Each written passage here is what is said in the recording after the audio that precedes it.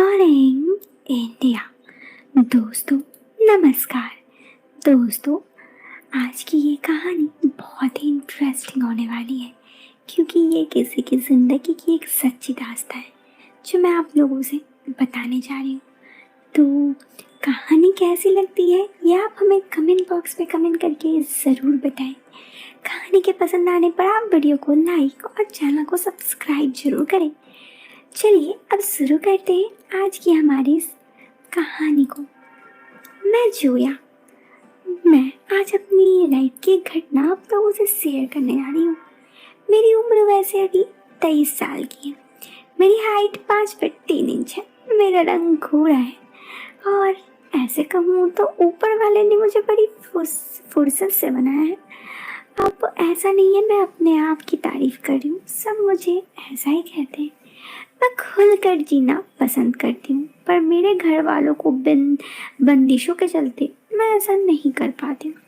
पर हाँ, इतना ज़रूर कहूँगी कि जब भी मैं बाहर निकलती हूँ तो रास्ते में मैं अपने लाइफ को खुलकर जीती हूँ और मुझे इस बात से बिल्कुल डर नहीं लगता कि तब कोई मेरे बारे में क्या सोचे। मेरे पापा एक बिजनेसमैन हैं, जिनके चलते हम लोग काफ़ी अमीर हैं। हमारे पास एक बहुमंजिला मकान है जिसमें बने हुए अधिकतर फ्लैट और कमरे किराए पर लगे हैं। हुआ यूं कि एक लड़का हैदराबाद से यहाँ नासिक पढ़ाई के लिए आया था। उसको एक कमरे की जरूरत थी। वो मेरे पापा के पास आया और पापा ने उसको दो कमरे की फ्लैट किराए पर दे दिया। वैसे दोस्तों, मैंने तो आपको पहले ही कहा कि हमारे घर यहाँ पे बहुत सारे लोग किराए पर रहते थे। वो उनमें से एक ही था। एक दिन मैं छत से नीचे आ रही थी और वो नीचे से ऊपर अपने कमरे में जा रहा था। तभी हमारी पहली बार एक दूसरे से मुलाकात हुई। फिर धीरे धीरे हम दोनों में दोस्ती हो गई। उसका नाम अरमान। अरमान पढ़ाई में अच्छा था और मैं पढ़ाई में थोड़ी कमज़ोर थी, तो मैं उससे कभी कभी पढ़ाई में मदद ले लिया करती। ऐसे ही दिन बीतते गए और अरमान ने एक दिन मुझे प्रपोज कर दिया। वो मुझे पसंद था, इसलिए मैंने उसे हाँ कर दी। अब मैं भी अरमान से प्यार करने लगी। अरमान भी घर वालों को अधिक घुल मिल गया और हम लोग उसके घर के सदस्य मानने लगे थे। इसी बीच दिवाली आ गई।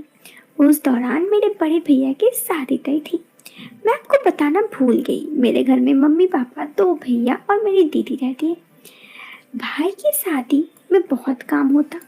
इसमें अरमान के घर के सदस्य की तरह हमारा साथ दिया। उसने बढ़ चढ़कर बहुत सारा काम किया।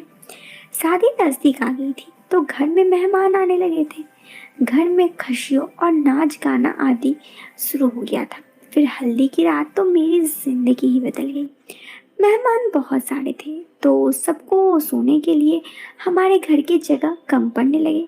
तभी मेरे मॉम ने कहा कि अरमान से जाकर बात करें, अगर उसको कोई एतराज़ नहीं है तो क्या वो मुझे, मेरी दीदी और मेरे छोटे भाई को अपने रूम में सोने देगा। अरमान की तो जैसे लॉटरी लग गई। उसने तुरंत ही हाँ बोल दिया और रात के 10 बजे हम सब जल्द हल्दी की रस्म पूरी करके सोने जाने लगे। मैं, दीदी और छोटा भाई अरमान के रूम में सोने के लिए चले गए। मैं उसके बेडरूम में जाकर सो गई क्योंकि वहाँ एसी लगी थी और दीदी और भाई के बिना एसी के सोने में चले गए। वो लोग हॉल में सो रहे थे। अरमान भी उन्हीं के साथ हॉल में सोने लगा। उससे अपने सोने के हॉल में इंतजाम अलग से कर लिया था। और मेरा छोटा भाई उस दिन बहुत थक गया तो वो जल्दी सो गया। मैं बेडरूम में सो गई, पर अरमान और दीदी जाग रहे थे। दीदी को सोने में तकलीफ हो रही थी तो अरमान ने उन्हें नींद की दवा दे दी, जिससे दीदी ने नींद की दवा की और दीदी भी सो गई।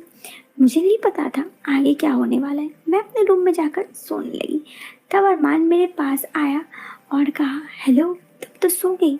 मैं अचानक से उठी और कहा, तुम यहाँ कैसे आए? कोई देख लेगा तो मुसीबत हो जाएगी, जाओ यहाँ से। अरमान ने कहा, अरे यार चिंता ना करो, कोई नहीं जागेगा, तुम चाहो तो जाकर देख लो। मैं उसकी बात पर यकीन नहीं हुआ तो मैं हॉल जाकर देखी, वो दोनों सोए थे। मैंने दीदी को हिलाकर उठाना चाहा पर दीदी नहीं उठी। मेरा छोटा भाई तो थक कर सो गया था। मुझे मालूम था सुबह तक वो उठने वाला नहीं था। अब अरमान ने कहा कि बोलो अब तुम क्या कहती हो। मैंने कहा जो हुक्म मेरे आका। तो अरमान मेरी तरफ देखकर मुस्कुराने लगा। उसने कहा चलो आज की रात को कुछ अलग ही बनाते हैं जिससे जिंदगी भर याद रहे। मैंने कहा तुम ऐसा क्या करने वाले हो, मुझे डर लग रहा है। उसने कहा तुम डरो मत, बस मेरा साथ दो। फिर वो मुझे अपने साथ ले गया और फिर हम दोनों वहाँ से बहुत दूर बाइक में घूमे। उस रात पहली बार था जब मैं बाइक में पूरे रोड घूमी। मैंने कभी भी हाईवे में रोड में अकेले नहीं जाती थी और ना ही मुझे घर वाले कभी रात को जाने देते थे। मैं पूरी रात भर उसके साथ उस रोड में घूमी। उसके बाद हम बहुत सारे दुकान गए, बहुत मस्ती किए। मुझे जो जो ज़िंदगी में करना था, जो मेरे घर वाले करने नहीं देते थे, वो सब कुछ मैंने किया। मुझे उस सफ़र आज भी याद है। मुझे विश्वास ही नहीं हो रहा था कि मेरी ज़िंदगी में ऐसा कोई दिन आएगा। फिर करीब 4 बजे करीब हम घर आए और उसने कहा जाओ जाकर सो जाओ।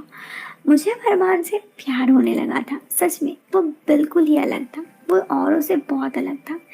इसी वजह से उसके बाद मैं उस दिन तो उसके साथ वाले दिन शादी थी तो अपने काम पे व्यस्त थी और धीरे धीरे काम वगैरह सब कुछ हो गया। तो मैं भी उससे कही कि यार तुम तो बहुत अच्छे हो और एक दिन मुझे घुमाने ले चलो ना। उसने कहा रोज रोज नहीं होता। मैंने कहा प्लीज यार। तो उसने कहा चलो देखते हैं। उसके बाद दोस्तों आप सोच नहीं सकते क्या हुआ। जिस दिन मेरे भाई की शादी थी, शादी वगैरह सब कुछ होकर करीब 1 बजे सब खत्म हो गए थे, सब कोई थक गए थे तो सब सोने चले गए। अरमान ने कहा चलो अब हम भी चलते हैं। मुझे तो जैसे कोई सपना सच होते दिख रहा था। उस रात भी मैं अरमान के साथ गई और पूरे रात भर मैं भी हाईवे में घूमी। सच में ये सब पल मेरे ज़िंदगी में बहुत ही खास था। मैं कभी नहीं सोची थी कि मुझे कुछ ऐसा मिलेगा। खैर ये सब पल बहुत ही यादगार था। दोस्तों उसके बाद क्या, उसके बाद मैं अरमान के साथ रिलेशनशिप में अब भी हूँ। वो बहुत ही अच्छा है, जब चाहे मेरे घर आता है और घर वालों को किसी को शक भी नहीं होता। और शायद मेरी बड़ी दीदी और मेरे छोटे भाई को पता भी है, लेकिन वो लोग किसी को कुछ नहीं कहते क्योंकि सबको पता है कि अरमान एक बहुत अच्छा लड़का है। लेकिन अब आगे क्या होगा कोई नहीं पता। खैर अगर आगे क्या होगा ये मैं आपको ज़रूर बताऊंगी अगर आप इस वीडियो में 500 से ज़्यादा लाइक करते हैं तो अगर आपको ये वीडियो बिल्कुल इंटरेस्टिंग लगी और आगे की कहानी आप जानना चाहते हैं तो आप हमसे व्हाट्सएप पे भी ज़रूर जुड़ सकते हैं कहानी आगे सुनने के लिए। तो अब लेती हूँ मैं इस वीडियो से अलविदा। मिलते एक नई वीडियो में। वीडियो पसंद आए तो आप इस वीडियो को लाइक ज़रूर करें। चैनल पे पहली बार आए हैं तो आप चैनल को सब्सक्राइब करें और भी इंटरेस्टिंग कहानियाँ व्हाट्सएप पर सुननी है तो व्हाट्सएप पर हमें मैसेज करें। टिल देन मिलते हैं फिर एक नए वीडियो में एक नए और इंटरेस्टिंग टॉपिक के साथ। तब तक के लिए बाय बाय।